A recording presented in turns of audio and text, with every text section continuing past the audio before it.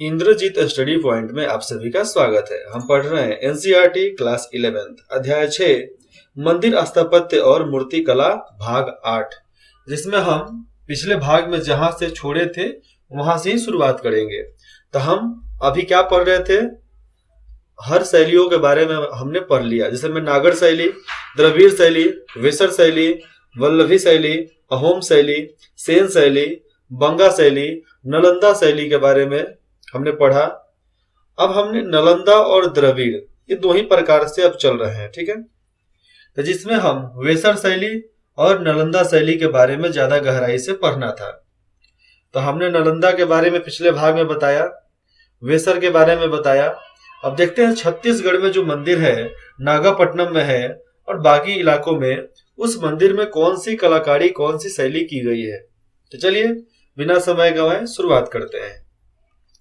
तो छत्तीसगढ़ में स्थित, छत्तीसगढ़ किधर है पता है ना, बिहार के दक्षिण साइड में। बिहार से दक्षिण में आएगा झारखंड, झारखंड के नीचे छत्तीसगढ़। तो छत्तीसगढ़ में स्थित सिरपुर, वहां पर जगह का नाम है सिरपुर, आरंभिक प्राचीन ओडिसी शैली, वहां पर प्राचीन काल में ओडिसी शैली 550 से 800 ईस्वी तक का स्थल था। वहां पर ओडिसी शैली का इस्तेमाल किया जाता था और उसी के साथ वहां पर भवन, मूर्ति, मंदिर और बहुत अलग अलग प्रकार के भवन को वहां पर बनाया गया। जहां हिंदू और बौद्ध दोनों प्रकार के देवालय थे, जहां हिंदू और बौद्ध प्रकार के दोनों प्रकार के वहां पर देवालय थे, मतलब आकृति थी, बनावट थी, प्रतिमाएं थी, जो दोनों प्रकार के हमें मिल जाएगा।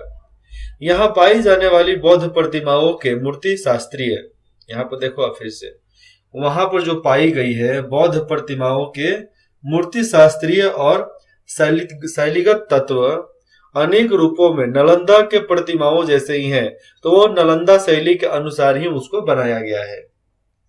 कालांतर में, मतलब आज से हमारे हजारों साल पहले की बात बताया जा रहा है, तो कालांतर में ओडिशा में अन्य बड़े बड़े बौद्ध मठ विकसित हो गए, बड़े बड़े बौद्ध मठ को बनाया गया। ललितगिरी, वज्रगिरी और रत्नागिरी।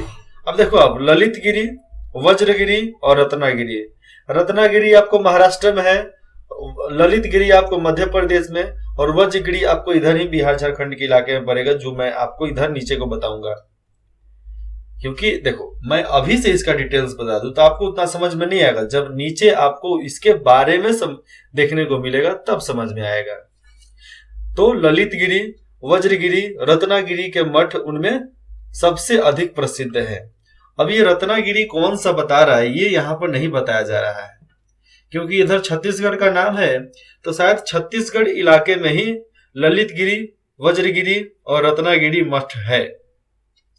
एक ही जगह के, एक ही नाम के अनेकों जगह होते हैं।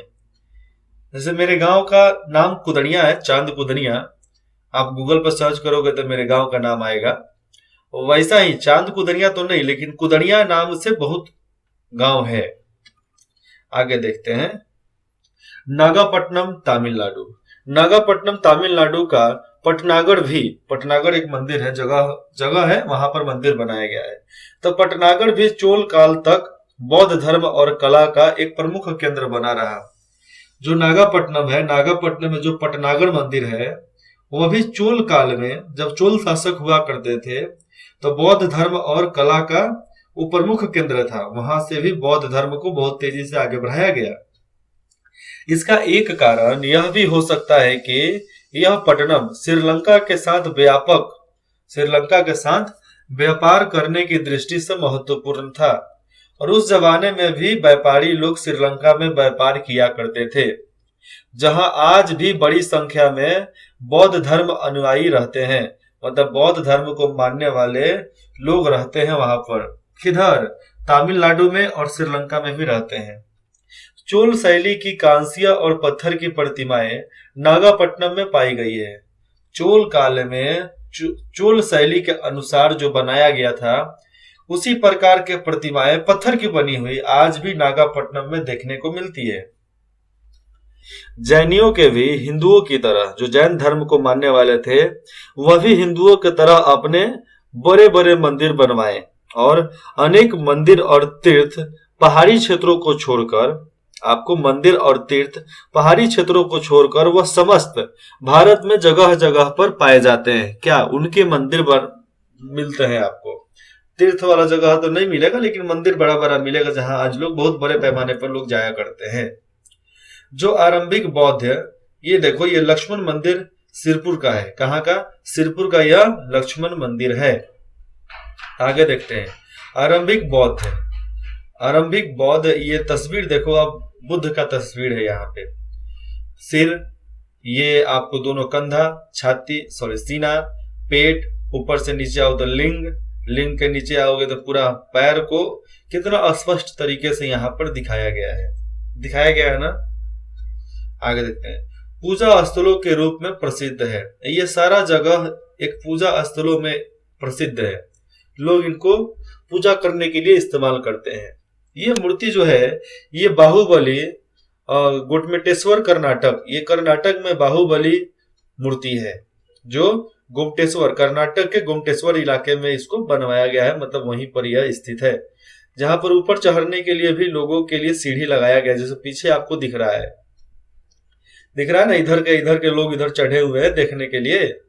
हाँ, ऐसे ही लोग चढ़ कर देखते हैं। ऊपर से जब इन पर दूध का अभिषेक होता है, मतलब ऊपर से दूध और पानी को गिराया जाता है। ढक्कन में वास्तुकला की दृष्टि से सर्वाधिक महत्वपूर्ण स्थल एलोरा और ऐहोल में देखे जा सकते हैं। ढक्कन के इलाकों में देखेंगे हम, तो उधर के इलाकों में क्या हमको देखने को मिलता है? उधर के सबसे महत्वपूर्ण इलाकों में हमें देखने को मिलेगा एलोरा की गुफाएं, और ऐहोल की गुफाओं में हमें बहुत बुद्ध मंदिर देखने को मिलेगा, बुद्ध की मूर्ति भी देखने को मिलेगा। मध्य भारत में देवगढ़, खजुराहो, चंदेरी और ग्वालियर में जैन मंदिरों के कुछ उत्कृष्ट उदाहरण पाए जाते हैं। आप मध्य भारत में जाओगे, जिसको मध्य प्रदेश के नाम से जाना जाता है, तो उधर देवगढ़ आपको उत्तर प्रदेश, खजुराहो, चंदेरी और ग्वालियर, ये आपको मध्य प्रदेश में पड़ेगा। ठीक है, तो ये मध्य प्रदेश वाला इलाका जो है, ग्वालियर में जैन मंदिरों के कुछ ही उत्कृष्ट उदाहरण आपको वहां पर देखने को मिल ही जाएंगे। कर्नाटक में जैन मंदिरों की समृद्ध धरोहर सुरक्षित है। जब आप कर्नाटक में जाओगे तो जैन मंदिरों की जो पुरानी धरोहर जो है, वहां पर आज भी बचा कर रखा गया है, जिसमें गुमटेश्वर में भगवान बाहुबली की ग्रेनाइट पत्थर की मूर्ति, जो सामने आपको दिख रहा था, मैंने बड़ा सा आपको मूर्ति दिखाया ना, वो आपको ग्रेनाइट पत्थर का बना हुआ है, और सबसे ज्यादा विशेष और उल्लेखनीय रूप में वहां पर बनाया गया है। श्रवण बेलगोला स्थित यह विशाल प्रतिमा 28 मीटर यानी 54 फीट ऊंची है। यह जो गोमटेश्वर भगवान का जो मूर्ति है, यह कौन सा बेला का है? तो ये श्रवण बेलगोला स्थित, मतलब उस जगह का नाम है, जो 18 मीटर ऊंचा और 57 मीटर को आप फीट में ट्रांसफर करोगे तो 58 मतलब 1 मीटर में 3 फुट होता है। इसी तरह 57 फुट ऊंची वो मूर्ति है। 57 फुट मतलब करीबन 4 से 5 तल्ला बिल्डिंग, तो 4 से 5 मंजिला बिल्डिंग उतना ऊंचा है वह, और विश्व भर में एक पत्थर से बनी, बिना किसी सहारे के खड़ी है। एक पत्थर से बनी है, बिना किसी सहारे से खड़ी है वहां पे, और सबसे लंबी मूर्ति है और सबसे बड़ा मूर्ति है वो। और इसे मैसूर के गंग राजा जो हुआ करते थे, तो गंग राजाओं के सेनापति एवं प्रधानमंत्री, सेनापति और प्रधानमंत्री जिसका नाम था चामुंडा राय द्वारा बनवाया गया था। किसके द्वारा बनवाया गया था? सेनापति एवं उनको प्रधानमंत्री भी बोला जा सकता है। प्रधानमंत्री चामुंडा राय द्वारा यह मूर्ति इतना बड़ा ग्रेनाइट का बनवाया गया था।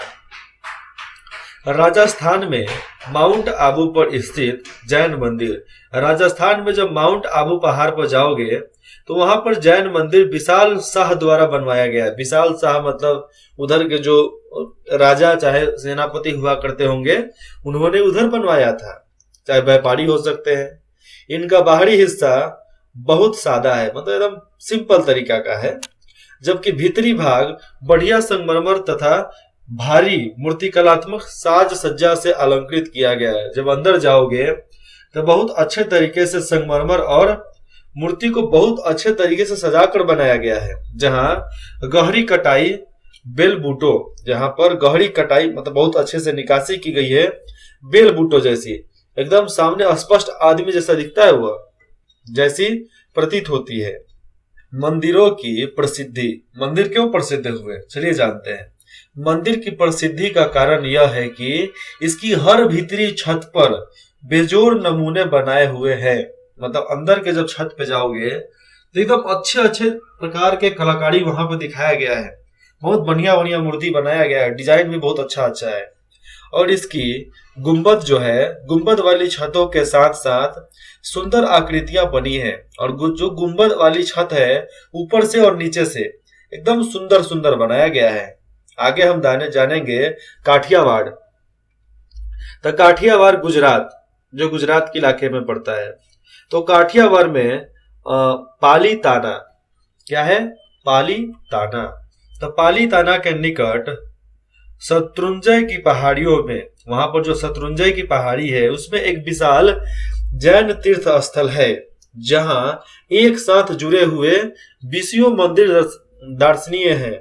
वहां पर एक साथ ही 20 प्रकार के मंदिर वहां पर बनाए गए हैं, जो एकदम देखने में एकदम सुंदर लगता है, बहुत अच्छा झकास लगता है। जैसे में आप तस्वीर में देख सकते हैं जैन मूर्ति माउंट आबू, माउंट आबू में यहाँ पर देखो कि एक ही जगह पर कितने मंदिर को बनाया गया है। यहाँ पर मंदिर ही दिया गया है, इसीलिए मैं बता रहा हूँ 20 प्रकार के मंदिर यहाँ पर बनाए गए हैं। इस अध्याय में हमने ईसा की 15वीं से 6ठी शताब्दी तक के मूर्ति कला और वास्तुकला के अवशेषों के बारे में पढ़ा। इस अध्याय में हमने क्या पढ़ा? इस अध्याय में 15वीं से 6ठी शताब्दियों तक होने वाले हर प्रकार के मूर्ति कला और वास्तुकला के सबूतों के बारे में हमने पढ़ लिया, जो अलग अलग किस्म के पत्थर, मिट्टी और धातुओं से बनाए गए थे। ठीक है, हमने जान लिया कि अलग अलग प्रकार के मिट्टी, पत्थर, धातुओं से मिलाकर बनाया गया था। निसंदेह, कोई इसमें संदेह नहीं है, कोई इसमें दिक्कत वाला बात नहीं है। चांदी और सोने जैसे अन्य माध्यमों से भी प्रतिमाएं बनाई गई होंगी। हाँ भाई, जब लोहा लक्कर का बनाया जा सकता है तो सोना चांदी कौन बड़ा बड़ी बात है। लेकिन उन्हें पिघलाकर और कामों में ले लिया गया होगा, लेकिन उसको फिर से पिघलाकर अलग अलग काम में उसको ले लिया गया होगा। अनेक मूर्तियां लकड़ी और हाथी दांतों से, देखो यहाँ पे अनेक मूर्तियां, बहुत मूर्ति जो था वो लकड़ी और हाथी दांत से भी बनाई गई होगी। हाथी का दांत और लकड़ी का इस्तेमाल करके भी बनाया गया होगा, लेकिन वे अपनी भंगुरता के कारण नष्ट हो गई। वो इतना कमजोर होगा, ढहने वाला होगा, जिसके वजह से वह नष्ट हो गया, बर्बाद हो गया। प्रतिमाओं को अक्सर रंगा भी जाता होगा, प्रतिमा जो भी बनता होगा उसको रंगाई पोताई भी किया जाता होगा, मगर उनके रंग भी जलवायिक तत्वों की मार के कारण सैकड़ों सालों तक सुरक्षित या सैकड़ों सालों तक अक्षुण्ण नहीं रह सके। यहाँ पर देखने वाली बात है, उसकी रंगाई पोताई की जाती होगी, लेकिन सैकड़ों साल तक प्राकृतिक चाहे जलवायु की मार जो पड़ती है ना, उसके अनुसार वह सुरक्षित नहीं रह सका, वह बर्बाद हो गया। इस काल में चित्रकला की भी, उस काल में चाहे इस काल में भी, यहाँ पर इस काल में मतलब 6ठी से 15वीं शताब्दी के बीच में, तो इस काल में चित्रकला की भी समृद्ध परंपरा रही होगी, बहुत ज्यादा लोग कला को मानते होंगे।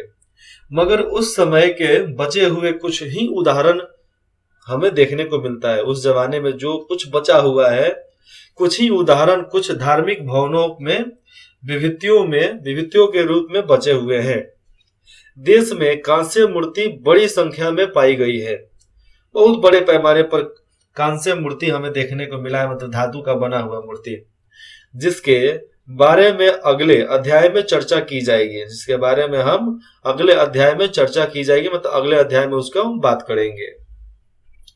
मध्यकालीन भारत के विभिन्न क्षेत्रों में स्थित, अब यहाँ पर मध्यकालीन भारत में देख लिया जाए तो विभिन्न क्षेत्रों में स्थित प्रमुख कला शैलियों एवं कुछ प्रसिद्ध स्मारकों का यहाँ वर्णन किया गया है।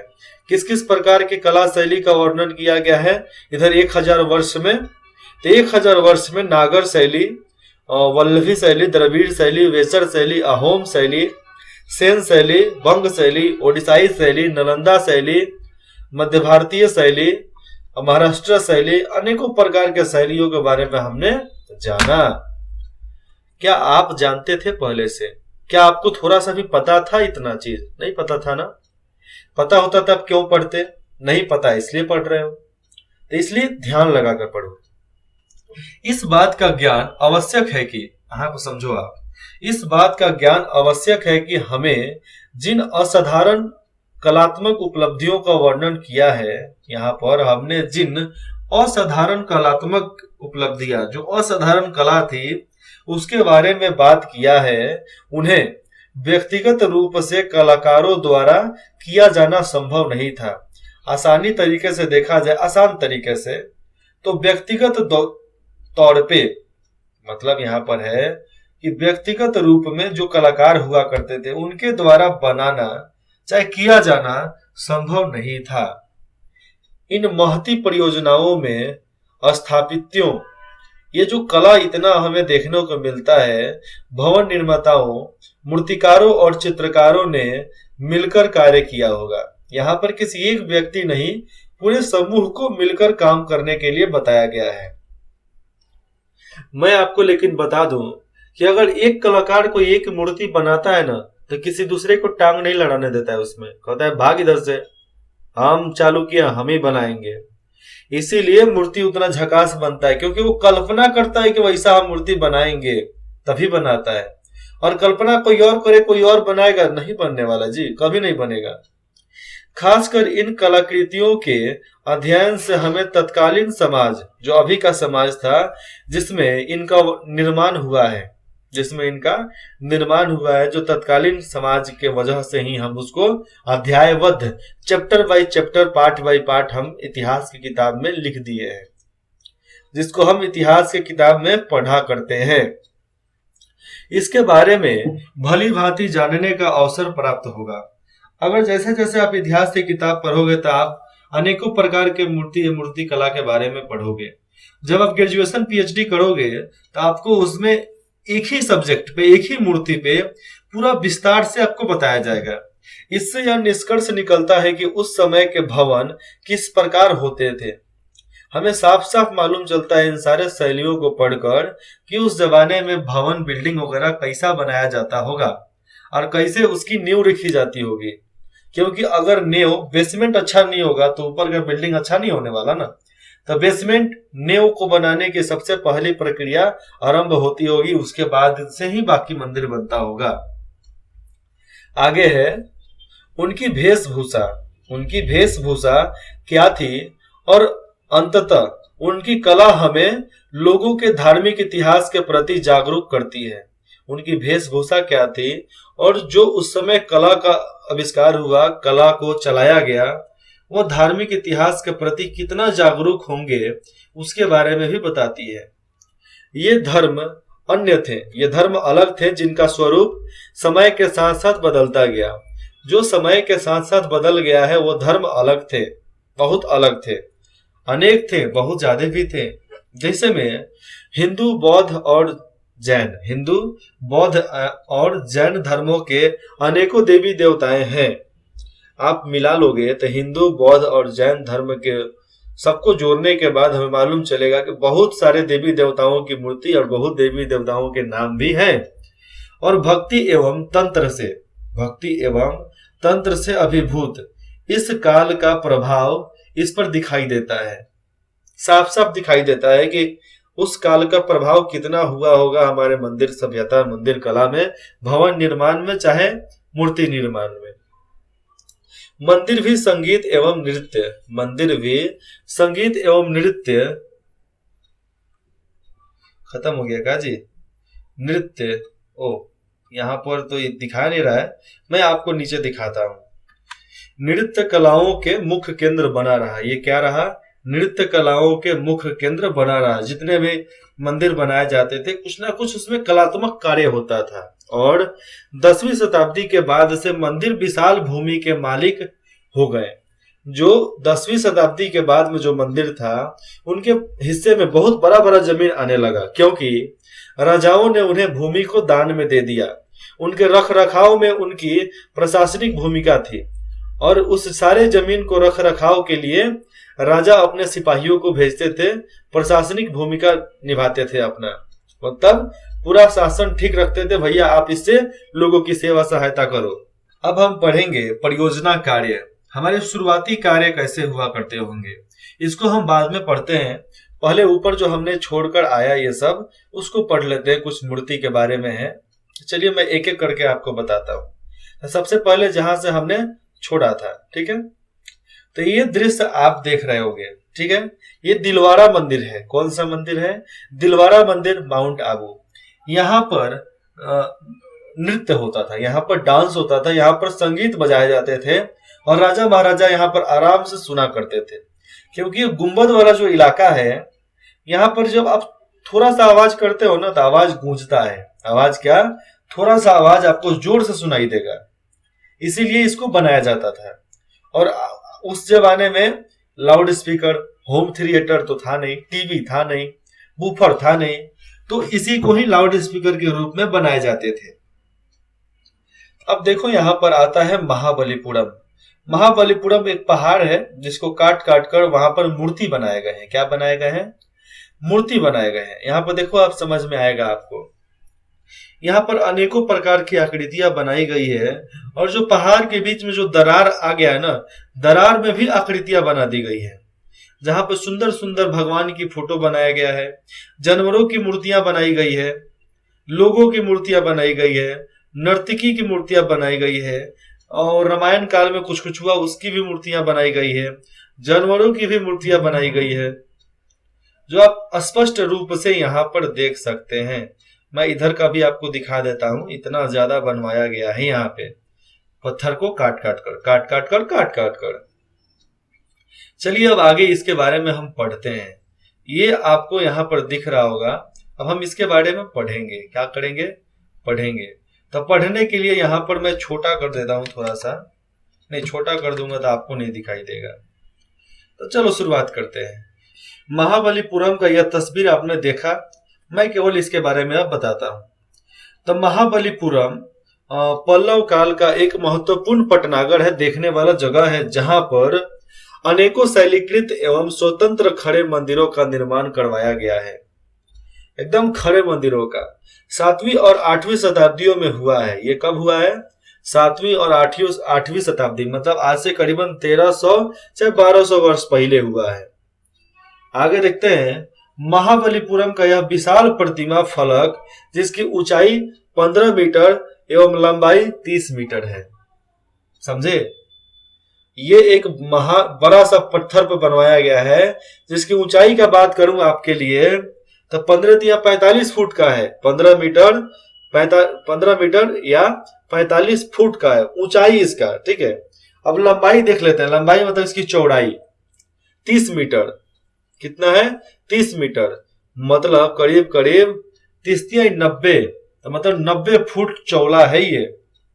बहुत बड़ा आकृति है भैया। आप जाकर वहां पर देखोगे तो लगेगा ओ तेरी इतना बड़ा है, हमने तो इसको छोटा समझ लिया था, ऐसा लगेगा वहां पे। विश्व में इस प्रकार का सबसे बड़ा और प्राचीनतम पैनल है। विश्व में सबसे बड़ा यही पैनल है, यही पहाड़ है जिस पर इतने बड़े तरीके से इतना बड़ी बड़ी आकृतियां और स्वतंत्र खड़े मंदिरों का निर्माण करवाया गया है। इसमें चट्टानों के माध्यम से प्राकृतिक दरार है। चट्टानों के माध्यम से देखो, जो बीच में दरार आपको दिख रहा है ना, यहाँ पे बीच में जो दरार दिख रहा है ये, जिसका उपयोग शिल्पियों द्वारा इतनी सुंदरता से किया गया है। इसके बीच में भी देखो कुछ ना कुछ यहाँ पर बनवा दिया गया है। इस दरार से बहकर पानी नीचे बने कुंड में एकत्रित होता है और इसके बीच में से पानी बहकर आता है, जो नीचे ही कुंड है, बड़ा सा एक तालाब है, छोटा सा लेकिन ज्यादा बड़ा भी नहीं है, ज्यादा छोटा भी नहीं है। और उस कुंड में पानी आता है और पानी भरने के बाद उस कुंड से नीचे जाकर खाई में गिर जाता है। जो आप देखोगे तो आपको एकदम आश्चर्यजनक लगेगा। वह विषयों ने इसे जो भी विशेषज्ञ थे, तो विशेषज्ञों ने इसे भिन्न तरीकों से वर्णित किया है, अलग प्रकार से ही वर्णित बनाया, मतलब इसके बारे में बताया है। कुछ का मानना है कि यह गंगा अवतरण का प्रकरण है, मतलब कुछ मानते हैं कि गंगा अवतरण जब धरती पर हुआ था उसकी सबूत है, मतलब उसका यह सबूत है। और कुछ इसे किरातर अर्जुनियम की कथा से जोड़ते हैं। किससे? किरातर अर्जुनियम की कथा से इसको जोड़ते हैं, और कुछ अर्जुन की तपस्या से इसको जोड़ते हैं। किरातर अर्जुनियम पल्लव काल में कवि भारवी की लोकप्रिय रचना थी। जो किरातर अर्जुन जो थे वह पल्लव काल में जो कवि हुआ करते थे भारवी, उनकी लोकप्रिय रचना थी। ये रचना किए थे इस नाम से, किरातर अर्जुनम। समझ में आया? किरातम अर्जुनम कौन था? ये लोकप्रिय कवि भारवी की लोकप्रिय रचना थी, जो पल्लव काल के कवि थे। प्रशस्ति है, यहाँ पर देखा जा रहा है कि ये जितने भी ये जो पैनल पे बनाया गया है, पहाड़ पर बनाया गया है, ये पल्लव राजा की सोच है, जो कुंड के माध्यम पैनल की अनूठी पृष्ठभूमि में बैठता होगा।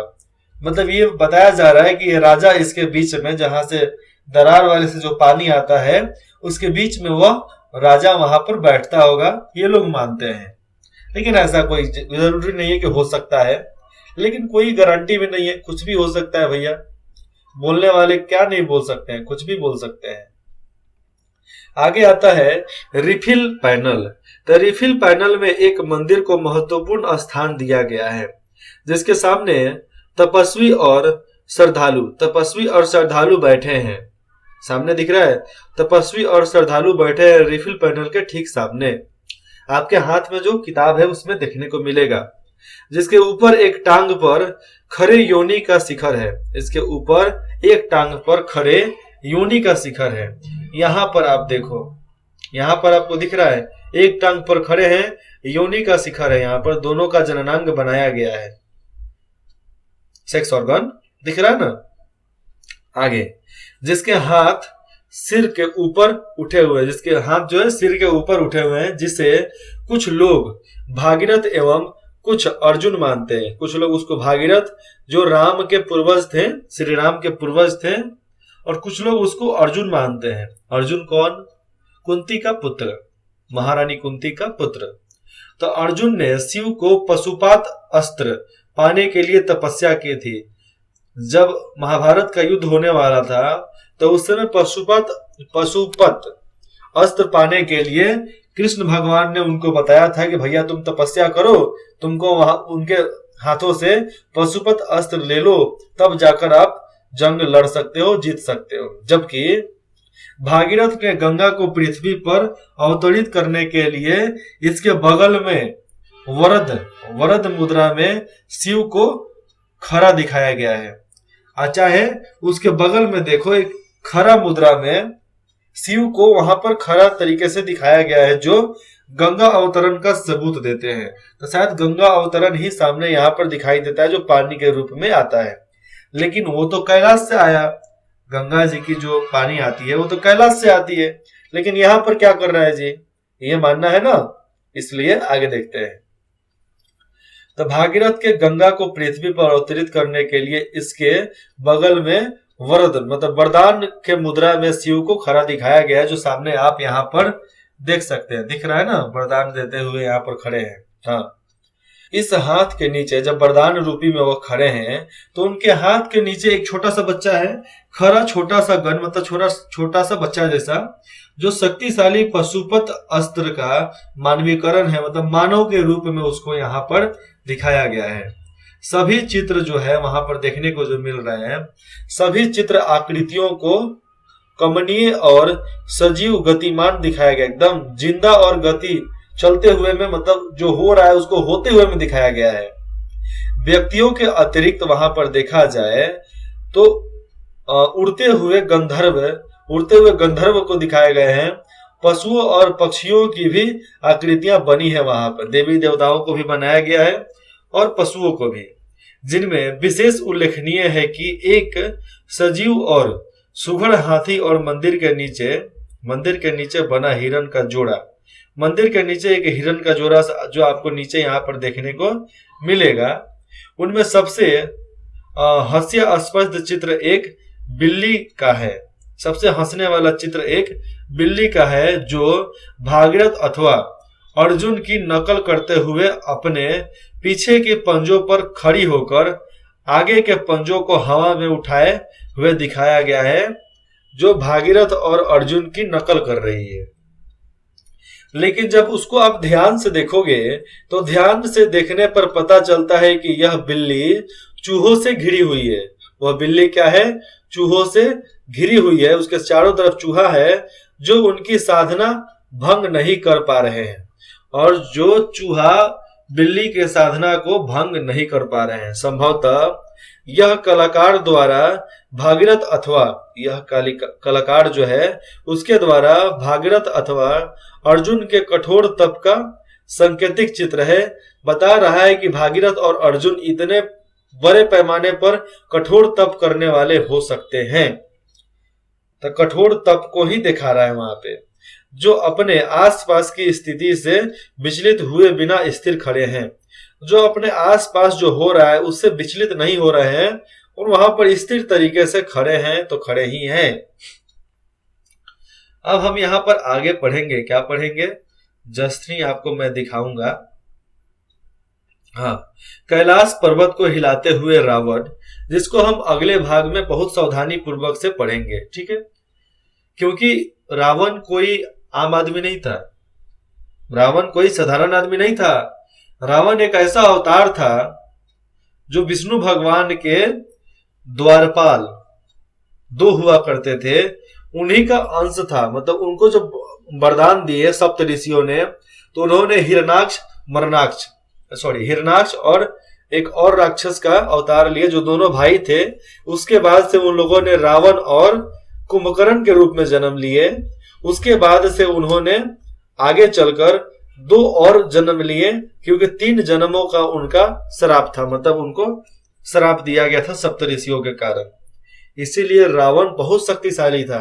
वो 7 ग्रहों को अपने सीढ़ियों पर, 9 ग्रह समझ लेते हैं, 7 ग्रह तो मानते ही हैं, 9 ग्रहों को अपने सीढ़ी पर चढ़कर सिंहासन पर चढ़ते हैं ना, तो 9 ग्रहों को अपने सीढ़ियों में कैद करके रखा था। और सबसे ऊपर वाले पे शनि देवता को रखा था, उस पर लात रख कर रोज बैठता था वो। समझो कितना शक्तिशाली होगा रावण, जो इतना प्रकांड पंडित, सब ज्ञान के ज्ञाता, महाप्रकांड पंडित, लेकिन एक चरित्रहीन के वजह से, एक अच्छा चरित्र ना होने के वजह से उसका सर्वनाश हो गया।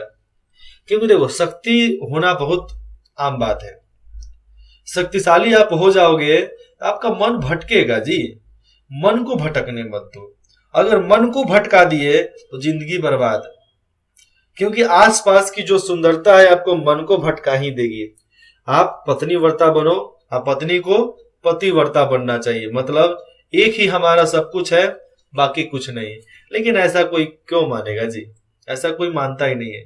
लेकिन पहले के जमाने में लोग 2-2, 3-3, 4-4 पत्नियां रखा करते थे। क्यों भाई? उनके पास अरबों खरबों की संपत्ति हुआ करते थे, लुटाने के लिए पैसे थे तो रखते थे। आज नहीं है, लोग नहीं रखते हैं, क्योंकि आज तो मर जाओगे इतना रखोगे तो।